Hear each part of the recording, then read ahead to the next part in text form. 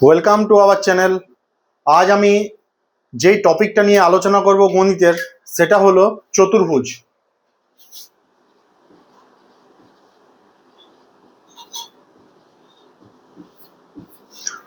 চতুর্ভুজ শুরু করার আগে প্রথমে বলে রাখি, চতুর্ভুজ পার্টিকুলার কোনো একটা ক্লাসের অংশ নয়।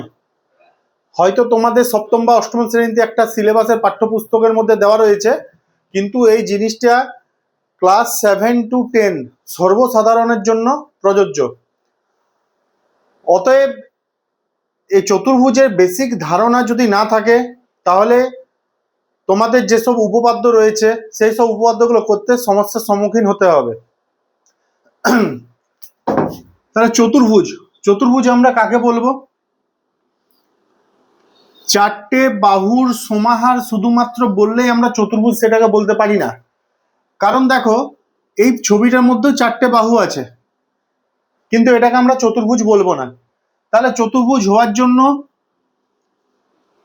সীমাগুলো বদ্ধ অবস্থায় থাকতে হবে এবং একটা সমতলের উপরে অঙ্কন করা যাবে। তাহলে যদি আমরা ডেফিনেশন বলি চতুর্ভুজে, তাহলে চতুর্ভুজের ডেফিনেশন হিসাবে আমরা বলতে পারি চারটি বাহু দ্বারা সীমাবদ্ধ সমতলিক চিত্রকে আমরা চতুর্ভুজ বলবো। এই চতুর্ভুজের অনেকগুলো ভাগ রয়েছে। প্রথমে আসছি আমরা ট্রাপিজিয়াম। দেখো, এই চিত্রটাকে আমরা ট্রাপিজিয়াম বলবো। কেন বলবো? যে চতুর্ভুজের এক জোড়া বিপরীত বাহু সমান্তরাল, শুধুমাত্র এক জোড়া বিপরীত বাহু সমান্তরাল, তাকে আমরা ট্রাপিজিয়াম বলবো। তাহলে এই ছবিটার মধ্যে এডি সমান্তরাল বিসি রয়েছে। বাকি এই বাহুগুলো নিজেদের মধ্যে সমান আছে কিনা সেগুলো আমাদের যাচাই করার কোনো প্রয়োজন নেই। আর সমান্তরাল এরা কখনোই হবে না। যদি সমান্তরাল হয়ে যায় তাহলে সেটা ট্রাপিজিয়ামে থাকবে না। তাহলে শুধুমাত্র এক জোড়া বিপরীত বাহু একটা চতুর্ভুজের মধ্যে যদি সমান্তরাল হয়ে যায় তাকে আমরা বলবো ট্রাপিজিয়াম।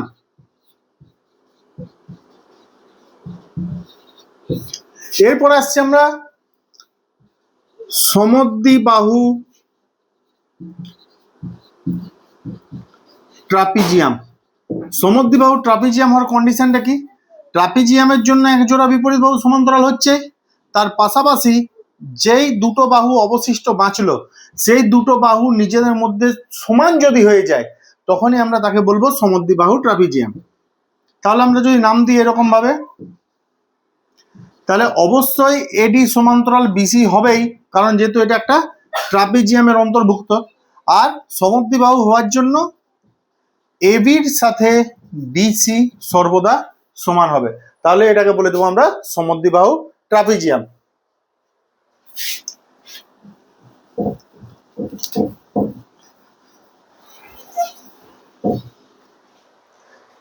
এর পরে যে ভাগটা রয়েছে সেটা হচ্ছে সামান্তরিক।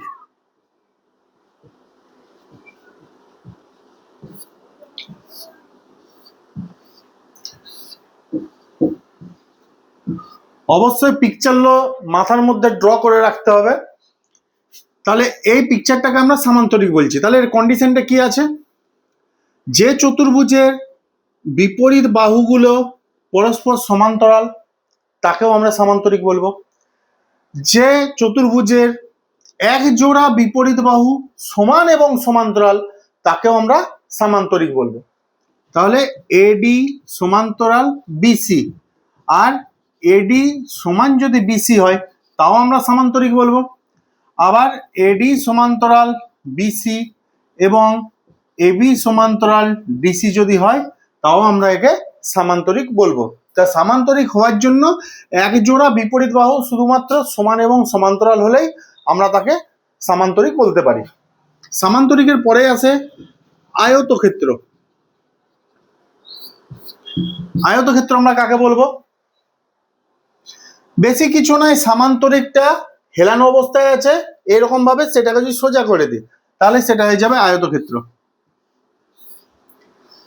তা সিঙ্গেল লাইনে আমরা বলতে পারি যে সামান্তরিকের একটি কোণ 90 ডিগ্রি তাকে আমরা বলবো আয়তক্ষেত্র।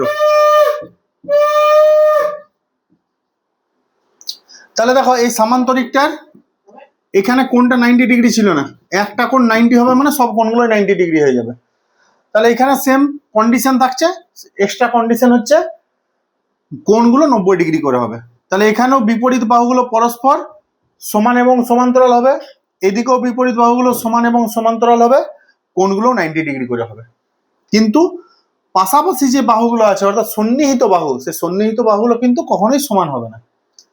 এবার যদি সমান হয়ে যায় তখন সেটা হয়ে যাবে বর্গক্ষেত্র। তাহলে যে আয়তক্ষেত্রের সন্নিহিত বাহুগুলো পরস্পর সমান তাকে আমরা বলবো বর্গক্ষেত্র।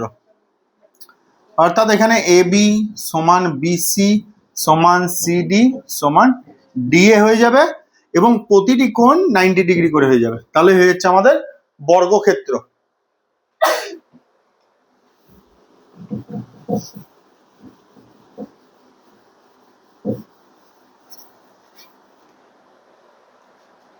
এরপর আসবো আমরা রম্বস। আমরা যেমন বর্গক্ষেত্রের ক্ষেত্রে বললাম 4টি বাহুর দৈর্ঘ্য পরস্পর সমান, রম্বসের ক্ষেত্রেও 4টি বাহুর দৈর্ঘ্য পরস্পর সমান। তাহলে এদের দুজনের মধ্যে পার্থক্য কি রয়েছে?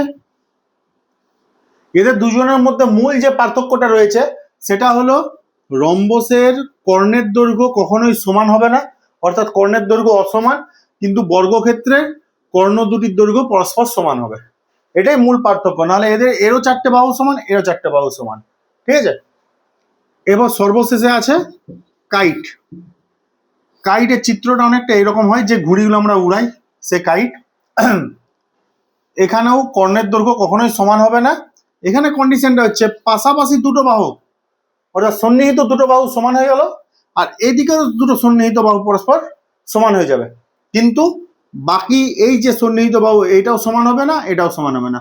অর্থাৎ পাশাপাশি এই দুটো সন্নিহিত বাহু সমান আর পাশাপাশি এই দুটো সন্নিহিত বাহু সমান, এটাকে বলে দেবো আমরা কাইট। চতুর্ভুজের মধ্যে এই ভাগগুলোই রয়েছে, ভাগগুলোর পাশাপাশি এদের যা কন্ডিশন, সেই কন্ডিশনগুলো আমাদের মনে রাখতে হবে, কারণ নবম এবং দশম শ্রেণীতে যে উপপাদ্যগুলো রয়েছে সেই উপপাদ্য এই কনসেপ্টগুলো আমাদের কাজে লাগবে। ঠিক আছে, ধন্যবাদ।